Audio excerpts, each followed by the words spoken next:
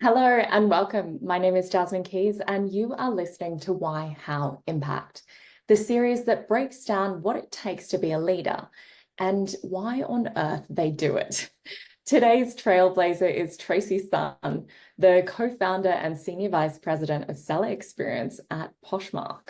Since founding Poshmark in 2011, you've been a trailblazer in creating innovative solutions and empowering sellers at all levels to bring their closets online. I almost couldn't believe it when I read that 1 in 3 Americans are on Poshmark. Your contributions are creating a more connected, sustainable world, and it's truly inspiring. Thank you so much for joining us. Oh, thanks for having me.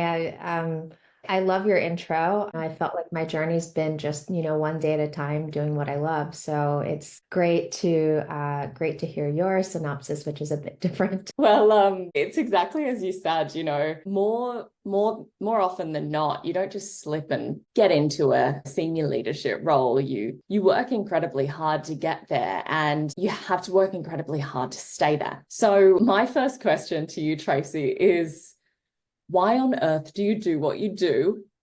What drove you to take on the challenge of really co-founding an organization and growing it to the size that it is today and having that impact on 1 in 3 Americans? Tell us what your why is.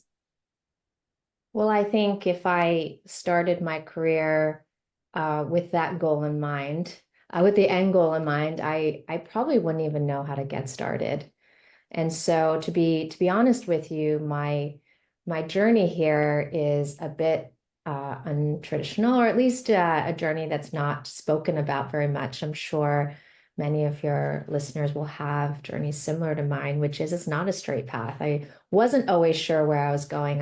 I started my career studying biology and psychology. I wanted to be a neuroscientist, and I pivoted very early on, went to business school, and found myself in the world of business, fashion, and then more into the technology side, which is Poshmark.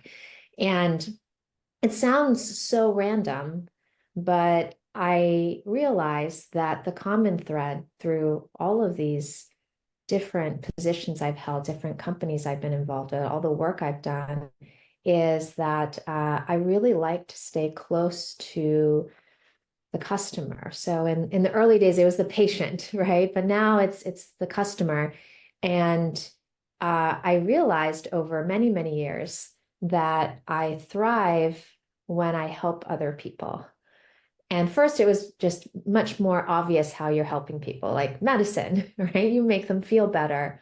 Fashion, I noticed that if I designed the clothing just so, or made the right collection, this, I lived in New York City, I would see people wearing those outfits on the subway, and I could tell that they felt so good in those outfits because it represented how they felt that day. And so even so, whether you're saving lives or just putting extra color in someone's day, that's always a position that I felt I was doing my best work.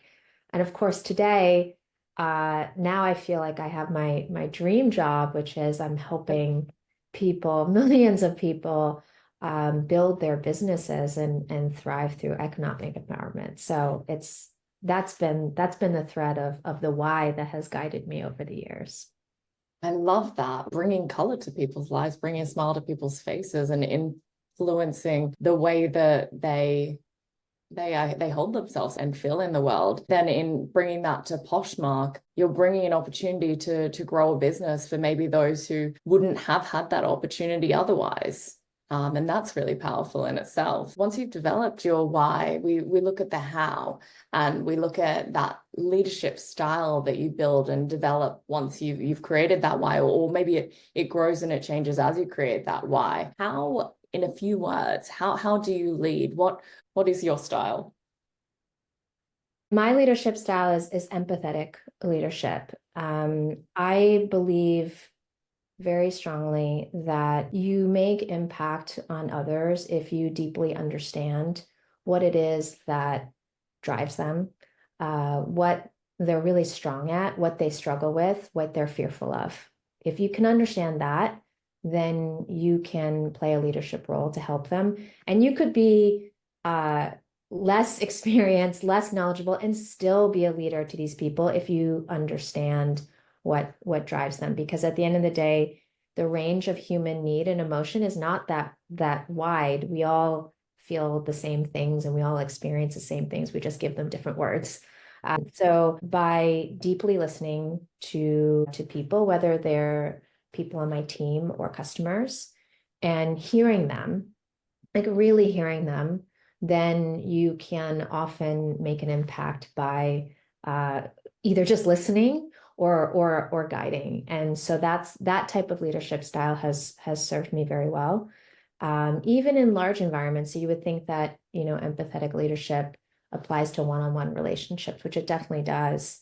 But I also find that you can bring that leadership style to large group settings as well, because people are not accustomed to a lot of empathetic leaders. I think they're accustomed to hearing, kind of like the general story of, do this, do that. But when you hear a leader who you feel understands what it's like to be in your shoes, I find that drives a lot of motivation in teams and of course in your customer as well. And I, for one, am glad that leadership is moving in that direction, because for many years it wasn't, as we know. But I think that is obviously a trend that is here to stay. Maybe that came immediately to you, but how have you still refined that empathetic leadership style throughout the years? So I think that everyone has their strengths and weaknesses, and you can build on them. But then at the end of the day, you have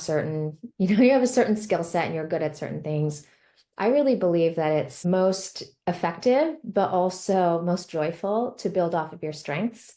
From a confidence perspective, you build off your weaknesses, you're just always facing an uphill battle, and that's kind of depressing to go through. So it just so happens that I'm very good at connecting with people. Mostly because I'm curious. I'm just naturally curious about everyone's experience, and I want to deeply understand who they are. So I lean into that and use that to be a leader. And so I feel like, the cards were dealt at a young age, but I had to go through my journey to even recognize it.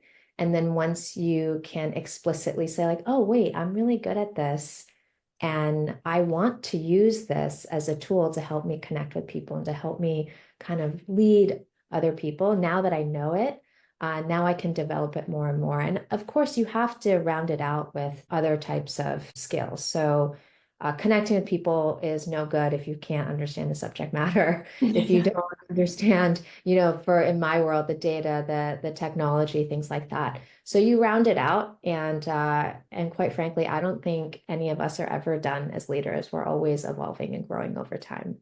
Absolutely. And you kind of touched on that, the scope of skills required to be a leader in your field, to be a co-founder, to be an executive.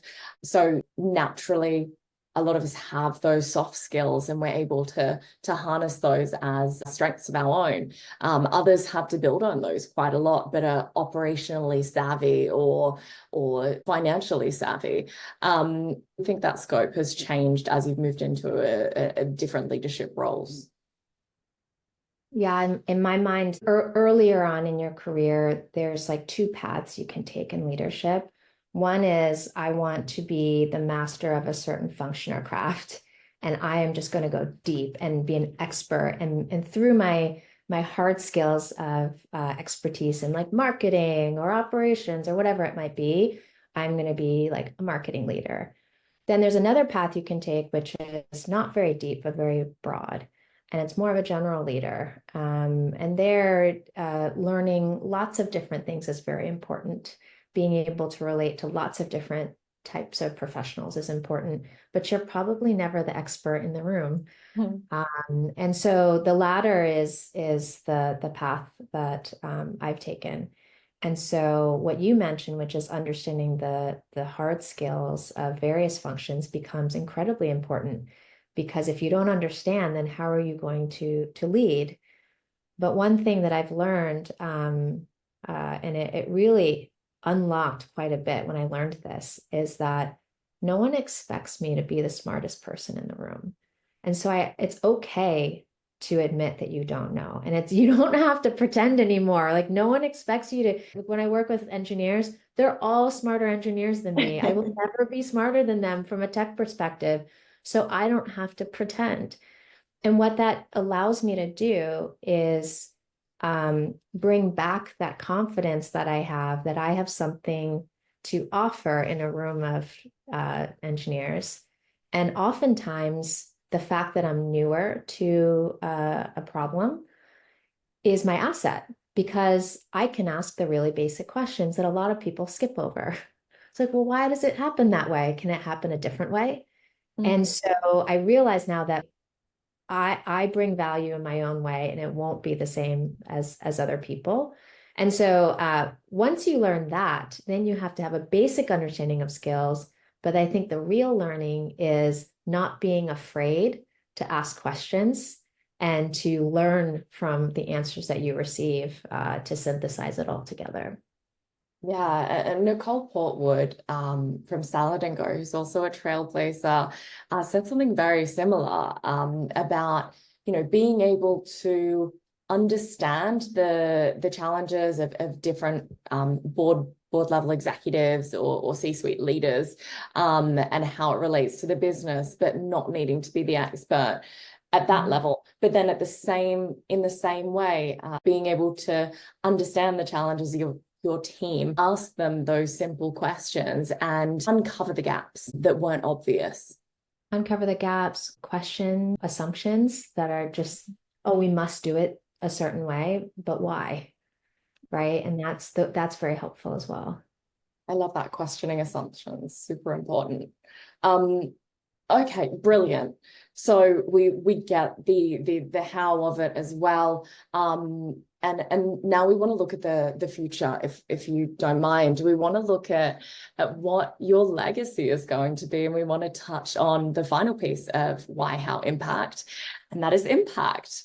So tell us about how has being a leader helped you grow as a person? As I've grown as a leader, one of the things that has grown with it is acceptance and confidence in who I am as a person, what I can do and what I struggle to do. And I have experienced that the more I accept who I am and therefore I'm confident of who I am, the more I lead my life, personal or professional, with authenticity, with intention, with presence, because I'm less focused about where I need to go or how I'm deficient or all these things that have nothing to do with what's happening at the moment, and able to quiet that more and more and focus on what's happening in front of me. So like a very kind of small example of that is I'm a dog lover. I think I'll have dogs forever. And a lot of it is because I love to just go for walks. And so a dog gives me a good excuse to go for many walks. And years ago, I would spend those walks thinking about a problem I needed to solve or ruminating over how I might do something better. Things that, aren't very helpful to me today. And a lot of today, I'm going for my walks and engaging with my neighbors or just appreciating the trees around me or things like that. And so I'm able to from a personal perspective, I'm able to appreciate more what's in front of me as I grow as a leader, mostly through confidence. Yeah, that's incredible. And by becoming more confident, you become more authentic. And I think when you are more authentic, you are more approachable and you're able to connect with people on a deeper level. And like you said, you need to have that in order to be an empathetic leader and to understand your team and your clients or customers as well. I think that this is one of my favorite questions.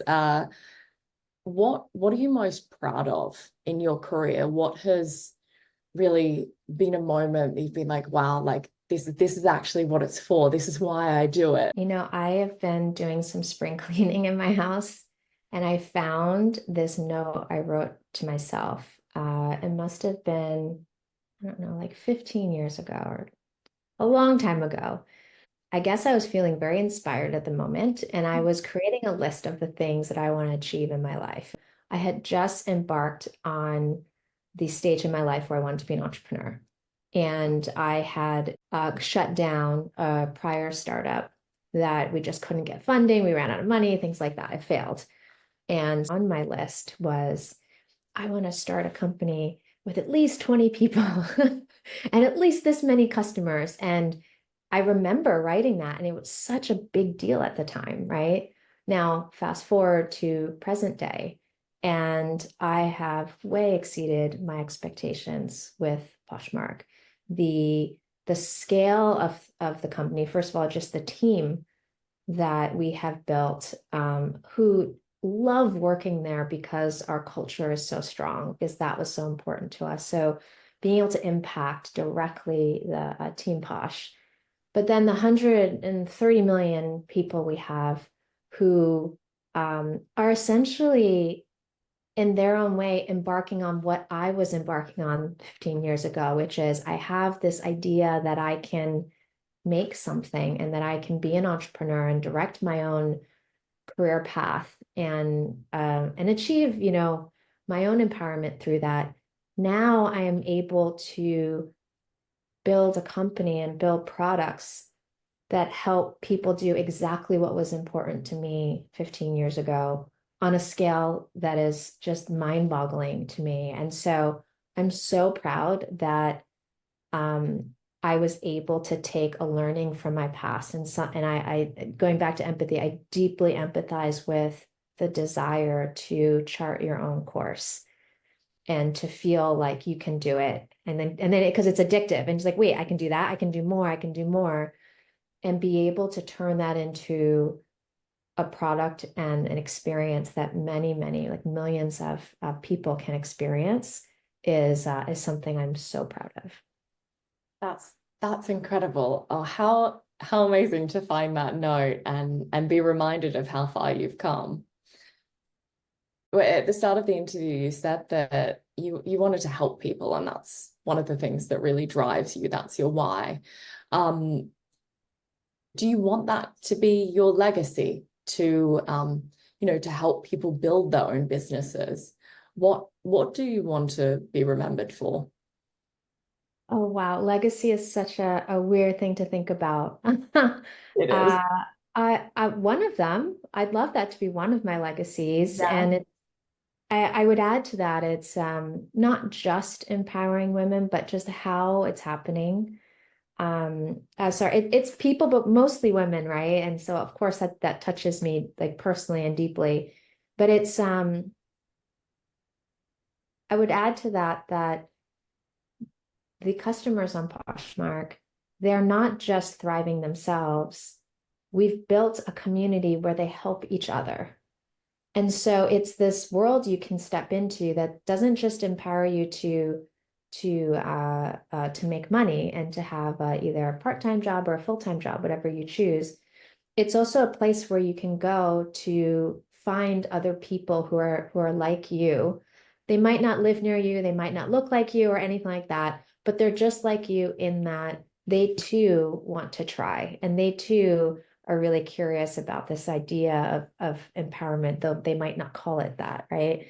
And so it's just lovely to have such a large virtual community that can come together in an app and support one another in that journey. And so to summarize, it would be yes, that economic empowerment through sustainable fashion and circularity, but also the fact that this large community of people are coming together to support one another in that journey. I feel like that once you're part of a community like that, you will take that in your heart with you wherever you go. And that's the part that I'm most excited about. Tracy, what a legacy. Thank you so much for joining us today for Why, How, Impact. Your dedication to empowering others and promoting sustainability is is really, truly inspiring. And I'm so grateful that you've taken the time to share this with us and for really trailblazing the path that you've paved in the fashion industry. And to our listeners, thank you so much for tuning in. Why How Impact is released every week, so you can join us here to continue to explore what it takes to be a leader and the powerful why behind their journey. Until then, keep striving for your own impact. I'm Jasmine Keys, and this is Why How Impact. We'll see you next time.